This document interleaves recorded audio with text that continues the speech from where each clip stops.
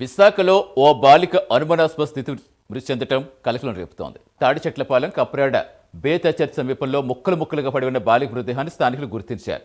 బాలికను హత్య చేసి గుర్తులేని వ్యక్తి కారులో పడేశాడు. ఈ ఘటనపై పోలీసులు కేసు నమోదు చేసి దర్యాప్తు చేస్తున్నారు.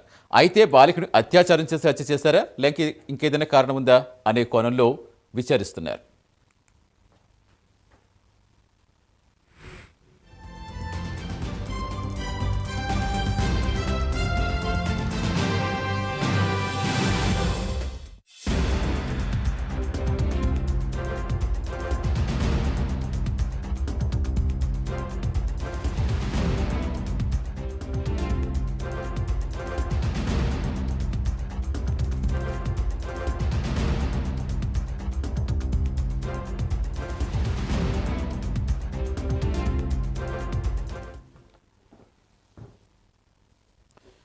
విశాఖ తాడిచెట్లపాలెంలో దారుణం జరిగింది. ఒక బాలికను ముక్కలుగా కోసి మరి మురికాల్లో పాడేస్తారు. పూర్తి వివరించేందుకు మా కరెస్పాండెంట్ చంద్రశేఖర్ జాయిన్ అవుతున్నారు. చంద్రశేఖర్, నిజంగా చాలా దారుణం. అదేంటి ఎంత దారుణంగా హత్య చేస్తారంటే అసలు ఎవరైనా తెలిసిందా? బాలిక ఎవరో తెలిసిందా? ఎవరైనా ముందుకు వచ్చి ఏమైనా చెప్పగలుగుతున్నారా?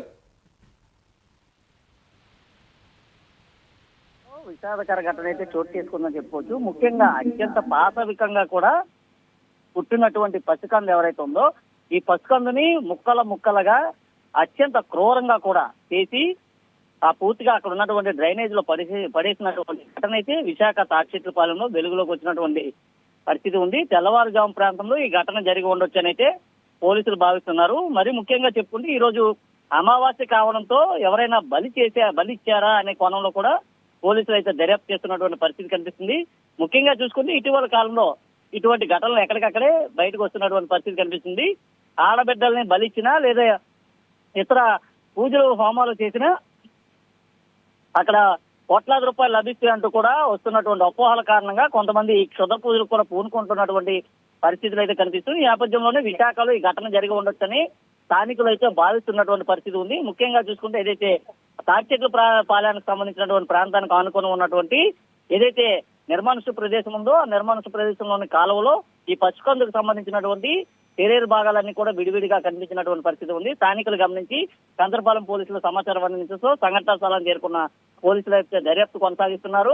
అలాగే మృతదేహాలకు సంబంధించినటువంటి వేరు పార్ట్స్ ఏవైతే ఉన్నాయో అవన్నీ కూడా పోస్ట్ మార్టం నిమిత్తం విశాఖ ఏజెన్సీకి అయితే తరలించినటువంటి పరిస్థితి కనిపిస్తుంది. నిజంగా చూసుకుంటే సభ్య సమాజమే తలదించుకునేటటువంటి ఘటన ఈ రోజు విశాఖలోనే బయటపడిందని చెప్పుకోవచ్చు. ఎందుకంటే కళ్ళు తెరవలేనటువంటి అంటే ఆ ముక్కు పచ్చికంద ఆరనటువంటి ఎవరైతే చిన్నారి బాలింత ఉందో ఈ బాలింత కానీ లేదా బాలుడు కానీ దీనికి సంబంధించి కూడా ఇంకా పూర్తిగా కూడా ఎవరికి అర్థం కాలేనటువంటి పరిస్థితి అయితే ఉంది. ముఖ్యంగా దాదాపు 7-8 భాగాలుగా కూడా కట్ చేసి ఆ డ్రైనేజ్ లో పడివేయడంతో వారంతా కూడా భయాందోళనకైతే గురయ్యారు. గతంలో విశాఖలో ఎన్నట్లు లేనటువంటి ఘటన ఈ రోజు తెరపైకి రావడంతో ఒక్కసారిగా అంతా భయభ్రాంతులకైతే గురైనటువంటి పరిస్థితి ఉంది.